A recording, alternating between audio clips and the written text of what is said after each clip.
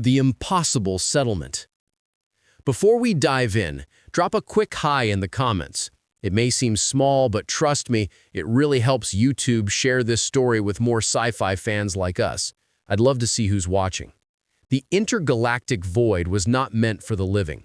Every species in the known universe understood this fundamental truth. The Galactic Assembly had documented it thoroughly over 8,000 standard cycles of exploration and research. The space between galaxies was a desert of emptiness so profound that even light itself struggled to cross it.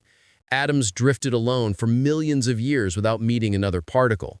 Temperatures hovered barely above absolute zero. There was no fuel, no resources, no hope. It was a place where ships went to die, not where civilizations were born. Yet on the bridge of the Assembly survey vessel, Eternal Watcher, Captain Voran stood frozen in disbelief as his sensors painted an impossible picture across the holographic displays. Voran belonged to the Keltharan species, beings who had explored the cosmos for longer than most civilizations had existed. His people were methodical, logical, and prided themselves on their understanding of what was possible and what was not.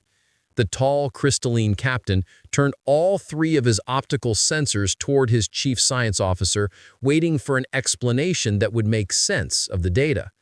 The science officer, a floating mass of bioluminescent tissue named Quarus, pulsed with colors that indicated deep confusion. The readings had been verified 17 times. There should be nothing in this region except darkness and the faint whisper of cosmic background radiation. Instead, their instruments detected structures, multiple structures, spread across a volume of space that defied comprehension. The structures were massive, larger than anything that should exist in the void between the spiral galaxy and the neighboring Andromeda cluster. Energy signatures blazed like stars against the absolute blackness. Life support systems hummed with power. Atmospheric readings indicated breathable environments inside sealed habitats. Most shocking of all, the structures were not ancient relics from some forgotten civilization. They were active, thriving, and according to the spectral analysis, they were human. Voran knew of humans, though his direct experience with them was limited. They were a young species from a minor arm of the spiral galaxy, notable primarily for their aggressive expansion and their tendency to ignore warnings about dangerous regions of space. The Assembly had classified them as promising but reckless, a species that would either mature into wisdom or destroy themselves within a few thousand cycles. The communications console chirped with an incoming transmission. Voran gestured for his communications officer to play it. The voice that emerged was distinctly human, female, with an accent that the translator struggled to place. It carried a tone of casual friendliness that seemed wildly inappropriate given the location. The human greeted them warmly and identified herself as Captain Maria Santos of the settlement network known as the Threshold Colonies. She welcomed them to what she called the Deep Reach and offered assistance if their vessel required repairs or resupply. The casual nature of the offer, as if they were docking at a busy trading station rather than floating in the most hostile environment imaginable, left Voran momentarily speechless. He responded carefully, identifying himself and his vessel, and requesting permission to approach their settlements.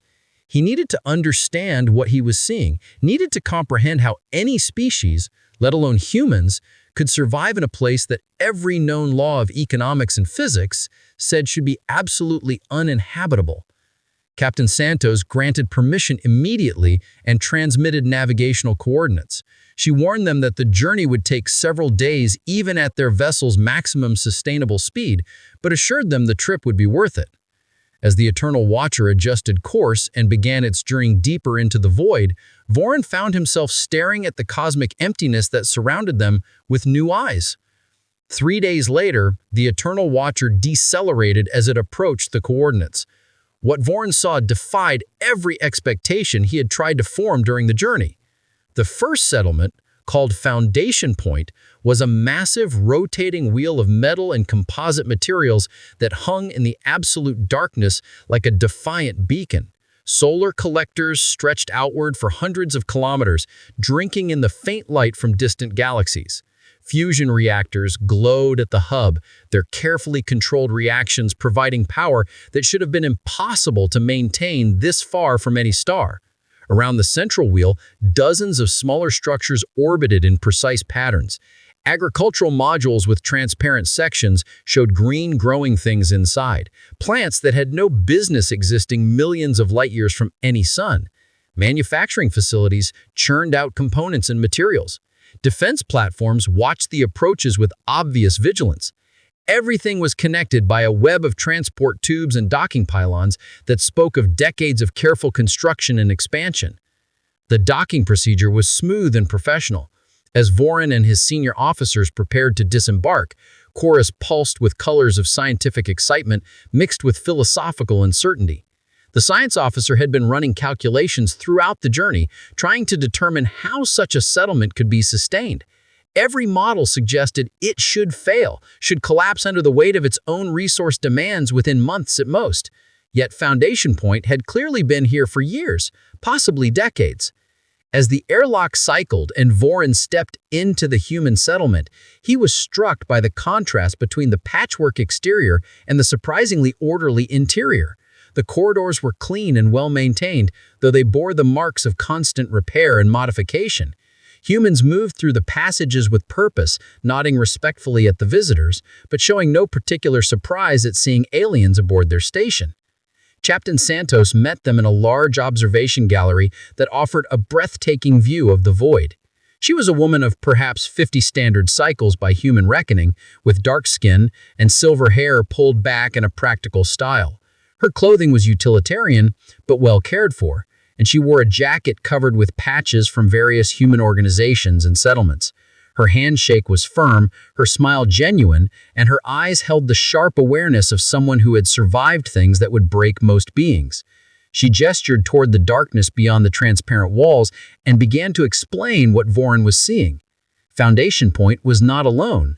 It was the first of 43 settlements that humans had built throughout this region of the intergalactic void, connected by a network of navigation beacons and transport routes that formed what they called the Deep Reach Highway.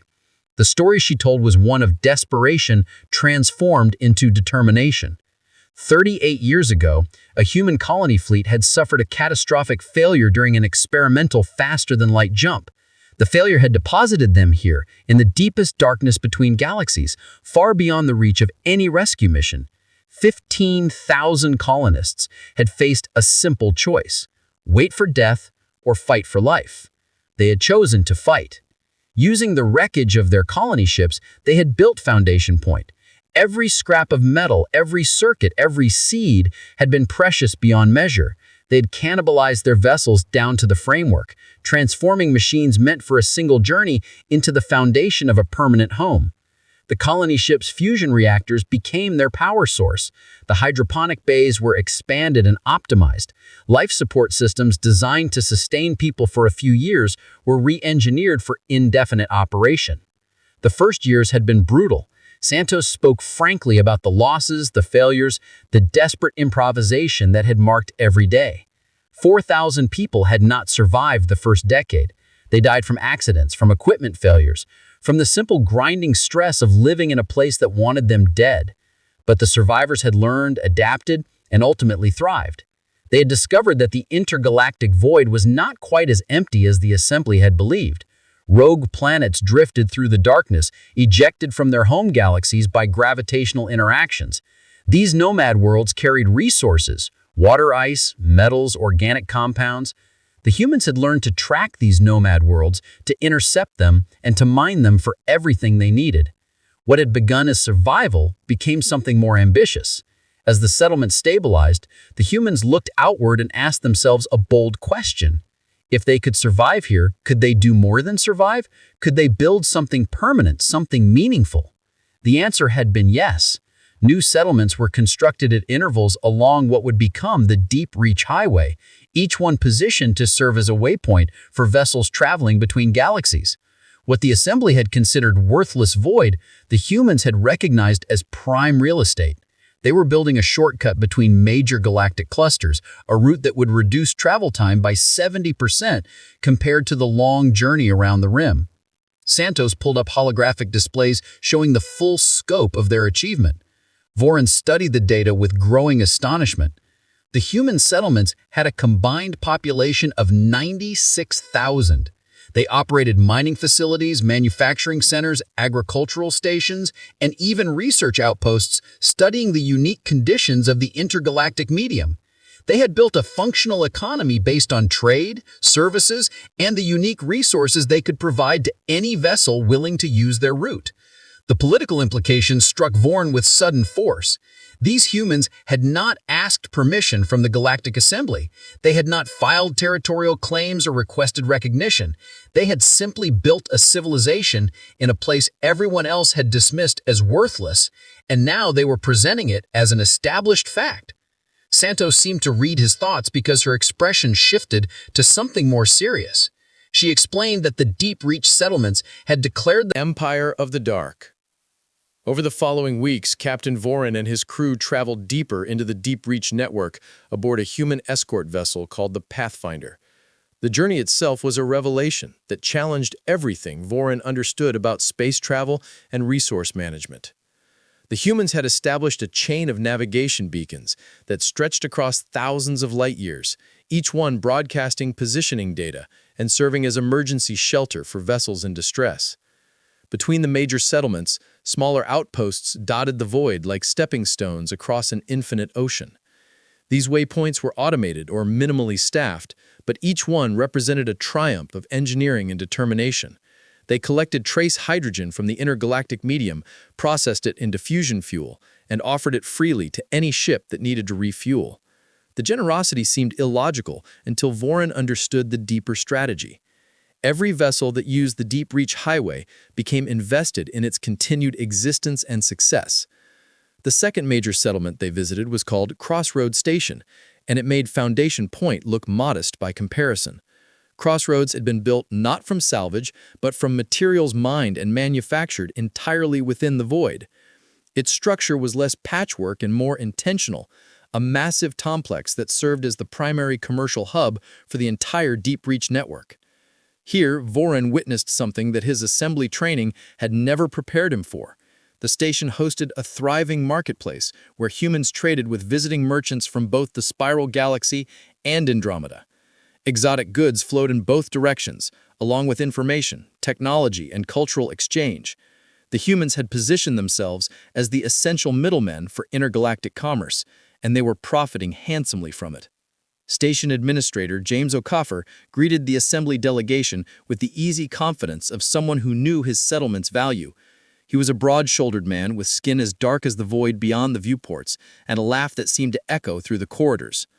O'Coffer had been born on Foundation Point, part of the first generation of humans to grow up entirely in the intergalactic void. He spoke about the settlements with the pride of someone describing their homeland, because that was exactly what it was to him. He had never seen Earth, never walked on a planet, never experienced weather or oceans or any of the things his parents had left behind. To him, the Deep Reach was not a harsh frontier, it was simply home. He gave them a tour of the commercial districts where vendors sold everything from rare elements mined from rogue asteroids to unique foods grown in void-adapted agriculture. The marketplace hummed with activity and possibility. What fascinated Voren most was the diversity of the human population. These were not just the descendants of the original colonists. Over the decades, other ships had arrived, drawn by rumors of the impossible settlements in the void. Some were refugees fleeing conflicts in their home systems. Others were explorers and adventurers, seeking new frontiers. A few were criminals or outcasts, looking for a place beyond the reach of galactic law. The Deep Reach welcomed them all with a simple philosophy that O'Coffer explained with passionate clarity. If someone could work, contribute, and respect the community, they belonged. The void did not care about past mistakes or social status. It only cared about what a person could do today and tomorrow. This openness had created a culture unlike anything Voren had encountered in his extensive travels. The settlements were melting pots of human diversity, united by shared hardship and common purpose. The next stop on their journey was a mining operation called Nomad Harvest, and here Voren finally understood how the humans sustained their impossible civilization. The operation was centered around a rogue planet designated NH7, a wandering world roughly twice the size of Earth that had been ejected from Andromeda millions of years ago. The planet drifted through the void in eternal darkness, its surface frozen to temperatures that would shatter most known materials. But beneath that frozen crust lay wealth beyond imagination. The humans had established a network of deep drilling facilities that penetrated kilometers into the planet's interior, extracting metals, radioactive materials, and complex organic compounds that had been preserved in the planet's frozen core. The mining crews worked in conditions that would terrify most species, descending into shafts drilled through ice and rock where a single equipment failure meant certain death. Vorin met with Chief Mining Engineer Sarah Nakamura at one of the surface installations. She was a compact woman with hands scarred from decades of hard labor and eyes that sparkled when she talked about her work. Nakamura explained that the Deep Reach had identified 47 rogue planets within their operational zone, each one a treasure trove of resources just waiting to be harvested. The planets varied wildly in composition. Some were gas giants whose atmospheres could be scooped for fusion fuel. Others were rocky worlds rich in rare earth elements. A few were ocean worlds, their surfaces covered in frozen water ice that could be melted and processed to support human life. The humans had developed specialized techniques for each type of world, turning the void's wanderers into the foundation of their economy. Nakamura showed them one of the deep shaft operations, where massive drilling machines chewed through frozen rock, guided by human operators who worked in rotating shifts to maintain continuous extraction. The efficiency and scale of the operation impressed Vorin deeply. The humans had transformed what should have been a liability, their isolation from conventional supply chains, into an advantage. They were completely self-sufficient, beholden to no external authority for their survival. This independence gave them leverage in negotiations and made them formidable in ways that went beyond military power. From Nomad Harvest, the journey continued to an agricultural settlement called Green Horizon, and here Vorin encountered another dimension of human adaptability. The settlement was devoted entirely to food production, with massive hydroponic bays that stretched for kilometers. Inside these carefully controlled environments, human agronomists had created an ecosystem specifically designed for the conditions of the intergalactic void. The plants growing here had been genetically modified and selectively bred over decades to thrive under low-light conditions and resist the constant bombardment of cosmic radiation. Lead agronomist Dr. Chen Wei walked them through the cultivation chambers, explaining the intricate balance of nutrients, light, and atmosphere that kept thousands of humans fed. Chen was an elderly man whose hands trembled slightly, but whose mind remained razor-sharp. He had been part of the original colony fleet's agricultural team, and had spent nearly 34 years perfecting the art of growing food in the void.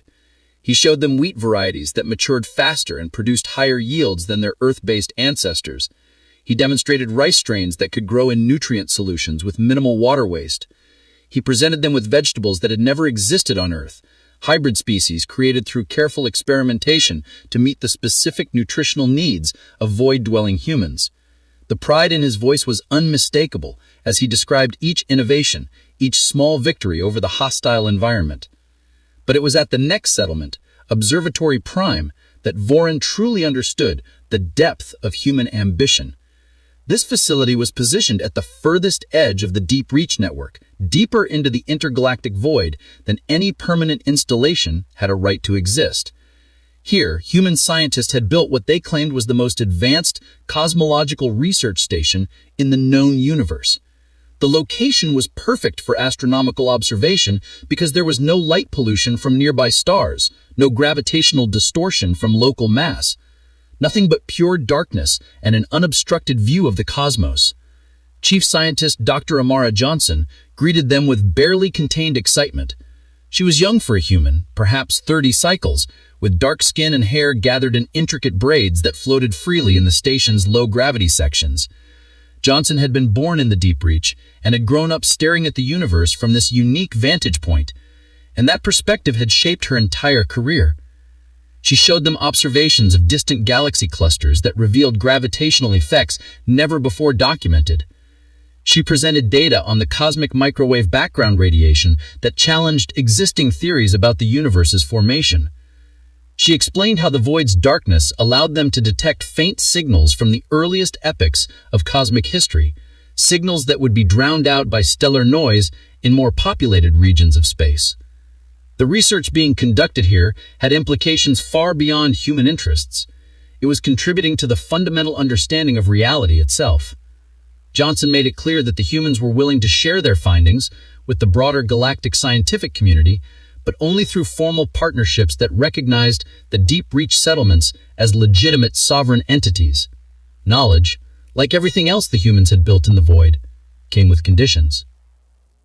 As the tour continued through settlement after settlement, Voren began to see the complete picture of what humanity had achieved. This was not just survival. This was the creation of a new civilization with its own identity, culture, and vision for the future. The deep-reach settlements had their own government, a council system where each settlement sent representatives to debate policy and make collective decisions. They had their own defense force, a fleet of patrol vessels and armed stations that made it clear they could protect their territory. They had their own economy that was growing stronger each year as more vessels discovered the advantages of the deep-reach highway. They had their own culture, a blend of Earth traditions and new customs born from the unique challenges of void life. Most importantly, they had their own determination to remain independent and autonomous. The political situation came to a head when Voren was invited to attend a session of the Deep-Reach Council at Foundation Point. Representatives from all 43 settlements gathered in a large chamber that had been carved from the original colony ship's assembly hall. Captain Maria Santos, who served as the council's elected chairperson, called the session to order and invited Voren to present his observations. He stood before the council and spoke honestly about what he had witnessed. He acknowledged the remarkable achievements of the human settlements and the strategic importance of the Deep-Reach Highway. He also explained the reality of galactic politics and the challenges that would come with seeking